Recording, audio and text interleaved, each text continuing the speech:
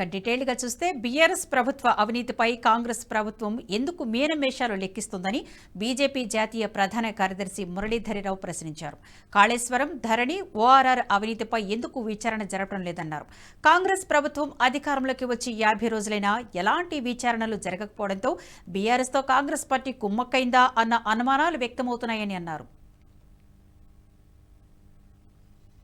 గత 9.5 సంవత్సరాలుగా నరేంద్ర మోడీ గారి నాయకత్వంలో మహిళా సాధికార కోసం చేసినటువంటి అనేక కార్యక్రమాలను మరొకసారి ప్రజలకు వివరించేటువంటి ప్రయత్నం చేస్తున్నాం.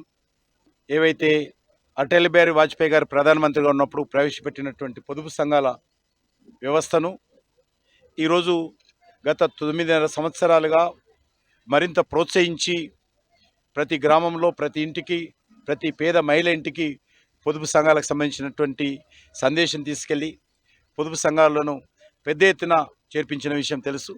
ఈరోజు దేశంలో 12 మిలియన్ల పొదుపు సంఘాలు దేశంలో ఉన్నాయి. ఈ వీడియో మీకు నచ్చినట్టయితే లైక్ చేయండి, 10 మందికి షేర్ చేయండి. అలాగే కామెంట్ల రూపంలో మీ అభిప్రాయాలను మాతో పంచుకోండి. Nationalist hub group of channels ను సబ్స్క్రైబ్ చేసుకుని తెలుగునాట జాతీయవాద జర్నలిజాన్ని ప్రోత్సహించండి. ఈ వీడియో కింద ఉన్న బెల్ ఐకాన్ పై క్లిక్ చేయడం మర్చిపోవద్దు.